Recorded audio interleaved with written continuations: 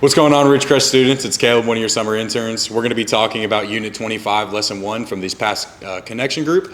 Diving into Matthew 13, main point being that Jesus' parables, they teach us what the kingdom of heaven is actually like. Really cool book in Matthew. We get to talk about how Jesus comes and shows us what the kingdom of heaven looks like, how people can get there, and all those sort of different things. We're going to read Matthew 13, 1 through 9, talk a little bit, and we'll move on from there. So Matthew 13, 1 through 9 says, "That same day Jesus went out of the house and sat beside the sea, and great crowds gathered about him, so that he got into a boat and sat down. And the whole crowd stood on the beach, and he told them many things in parables, saying, A sower went out to sow, and as he sowed, some seeds fell along the path, and the birds came and devoured them. Other seeds fell on the rocky ground where they did not have much soil, and immediately they sprang up, since they had no depth of soil. But when the sun rose, they were scorched, and since they had no root, they withered away. Other seeds fell among thorns, and the thorns grew up and choked them. Other seeds fell on good soil and produced grain, some of 100-fold, some 60, some 30. He who has ears, let him hear." Something I really want you guys to notice here is how Jesus comes to us in kind of like an agricultural sense. He tells us showing us the guy who sows his seeds, how a farmer goes out and throws his seeds to bring up some plants. He's trying to show us that when we go out into the world, maybe it's our school, maybe it's our sports team, something like that, we're going out to sow the seed of Christ. We're going out to preach that gospel. And using this illustration here, we have to notice that not all of our seeds are going to hit. Some are going to hit that rocky path. They're going to shoot up immediately, but then they might die out as maybe your friends go to college or something like that. But if they hit that good soil, they hit that deep, they get that root deep into the ground to where it's getting that nutrients, that seed's going to stick.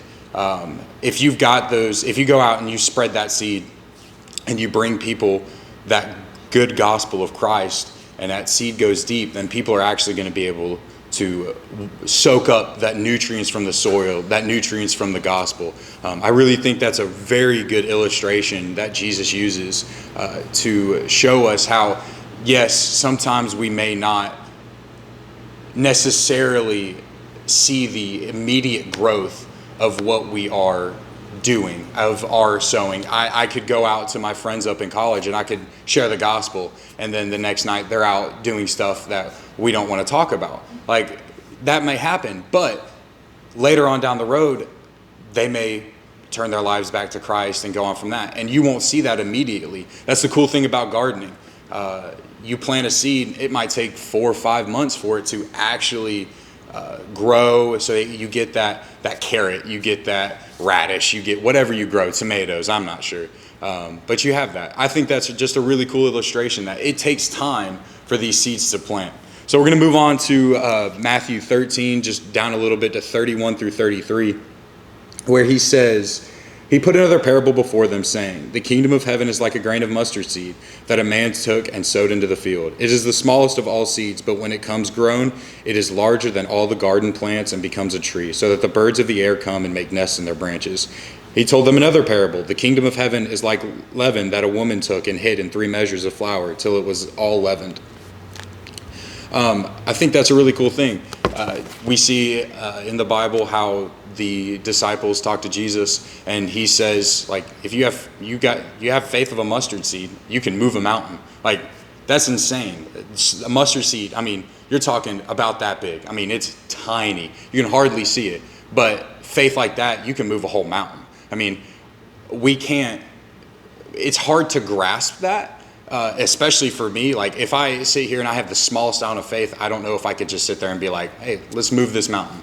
That's kind of weird, but I think it's a cool illustration of how Jesus said, even the person, like, if you have the smallest amount of faith in God, like, you can do anything that God has allowed you to do, which I think is really cool.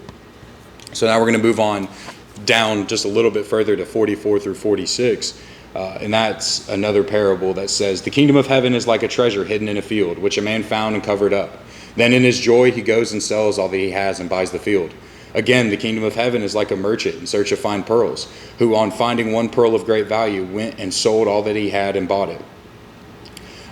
I really want to focus on how Matthew uses the phrase "the kingdom of heaven." We only see that in Matthew. We don't see that in any of the other Gospels. And interesting enough, it's just an author thing. But what Matthew is trying to get across here is the kingdom of heaven is not something that everyone can obtain, which is a sad reality, but it is the reality of the situation. I firmly believe that if God wanted us all to have access to the kingdom of heaven, then there would be no need for Jesus. Bringing Jesus into that, it gives us that choice, that ability, like Matthew 28:19-20 says, the Great Commission, to go, therefore, and teach all nations. We are called to go teach those nations. And if we didn't have that reality, if we didn't have Jesus, then that verse would be pointless. And nothing in the Bible is pointless. That's the cool reality of it. So I want you guys to focus on, like, Jesus, his parables that he's showing at us, the parable of the sower, the parable of the mustard seed, the parable of the hidden treasure, the parable of the pearl of great value, things like that. All the parables that Jesus talks about, especially in Matthew, is focusing on that kingdom. It's that kingdom-oriented mindset. And this week, as we look forward, I want you guys to keep that in mind. I want you guys to think about the questions of how has the kingdom affected my life? How has it changed me? And then I want you guys to also think about the question, how can that kingdom that has affected me, how can I use that to affect other people? So I hope you guys understand. If not, we're always here to help you guys. All the interns, Chase and Auburn, we just want to help you guys. So thank you very much.